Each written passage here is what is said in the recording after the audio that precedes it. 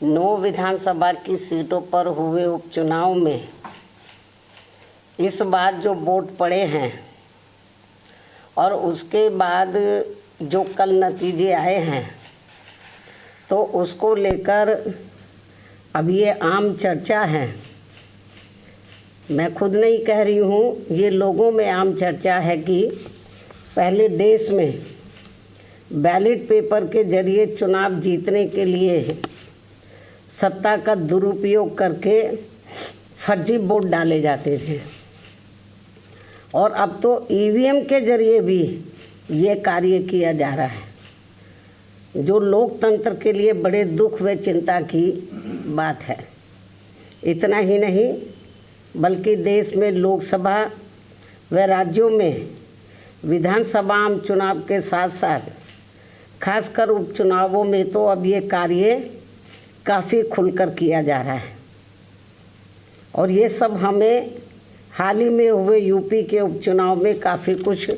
देखने के लिए मिला है। और इस बार महाराष्ट्र स्टेट में विधानसभा के हुए आम चुनाव में भी इसको लेकर काफ़ी आवाज़ें उठाई जा रही हैं। ये अपने देश में यह लोकतंत्र के लिए बहुत बड़ी खतरे की घंटी भी है। ऐसी स्थिति में अब हमारी पार्टी ने ये फैसला लिया है कि जब तक देश में फर्जी वोटों को डालने से रोकने के लिए देश के चुनाव आयोग द्वारा कोई सख्त कदम नहीं उठाए जाते हैं तो तब तक हमारी पार्टी देश में खासकर अब कोई भी उपचुनाव नहीं लड़ेगी। मैं उपचुनाव की बात कर रही हूँ, बाई इलेक्शन की। तो तब तक हमारी पार्टी देश में खासकर अब कोई भी उपचुनाव नहीं लड़ेगी। जबकि आम चुनाव में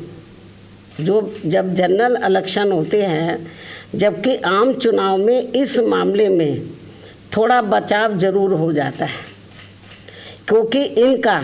अर्थात सरकारी मशीनरी का सत्ता परिवर्तन के डर की वजह से जब जनरल इलेक्शन होता है, जो पार्टी पावर में होती है ज़रूरी नहीं है कि वो पार्टी पावर में फिर से लौट के आ जाए, दूसरी पार्टी भी आ सकती है। तो फिर वो जो सरकारी मशीनरी है वो थोड़ा घबराती है। जबकि आम चुनाव में इस मामले में थोड़ा बचाव जरूर हो जाता है, क्योंकि इनका अर्थात सरकारी मशीनरी का सत्ता परिवर्तन के डर की वजह से आम चुनाव में इनका जनता पर कोई ज़्यादा दबाव या डर आदि नहीं होता है,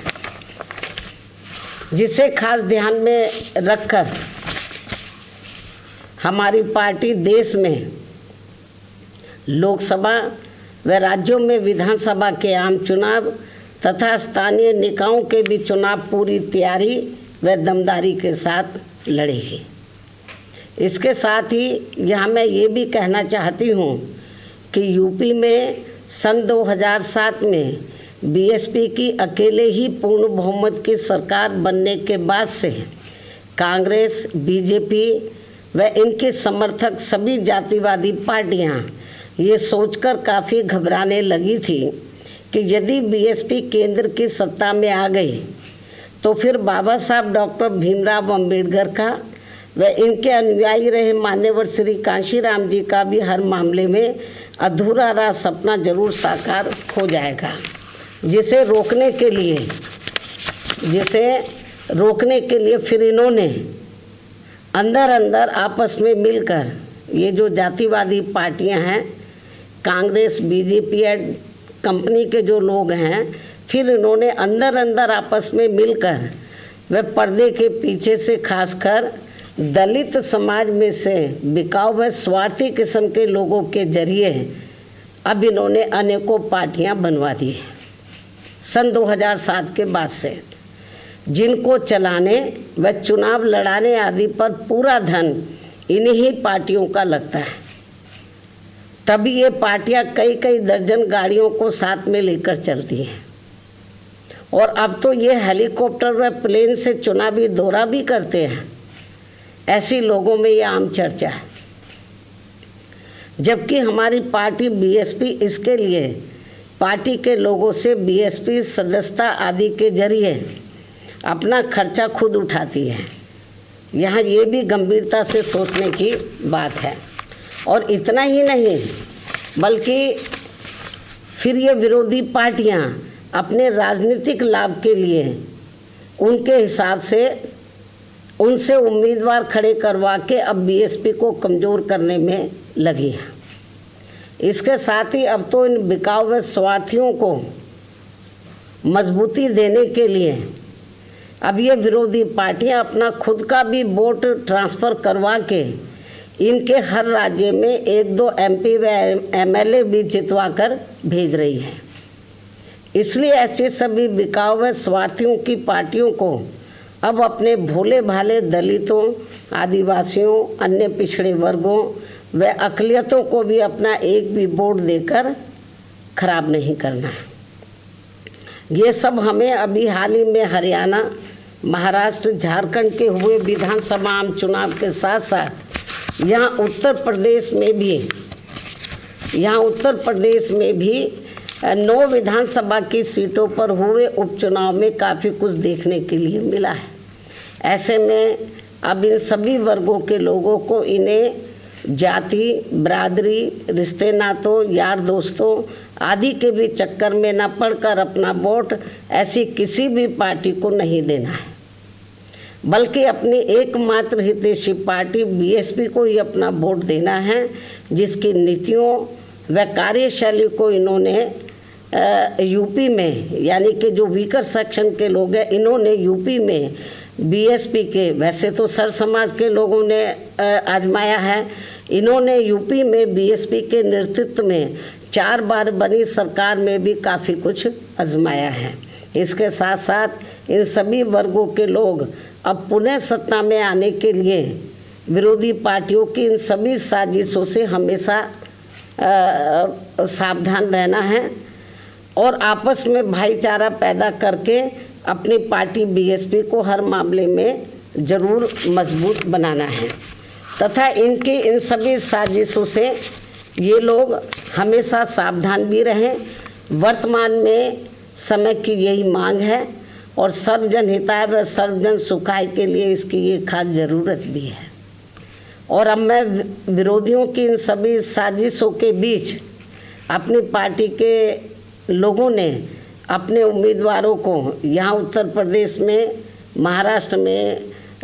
झारखंड में और ख़ासकर उत्तर प्रदेश में जो 9 विधानसभा की सीटों पर बाई इलेक्शन हुए, तो इन सभी सीटों पर अपनी पार्टी के लोगों ने अपने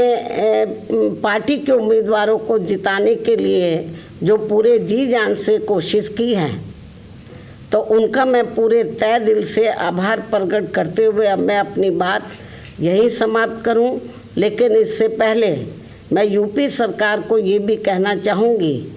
कल यूपी में उपचुनाव को लेकर आए अप्रत्याशित नतीजों के बाद से खासकर संभल जिला सहित पूरे मुरादाबाद मंडल में काफ़ी तनाव की स्थिति व्याप्त थी कल से ही। ऐसे में शासन व प्रशासन को संभल में मस्जिद व मंदिर विवाद को लेकर सर्वे कराने का कार्य आगे बढ़ाना चाहिए था, जो तो ये ज़्यादा बेहतर होता।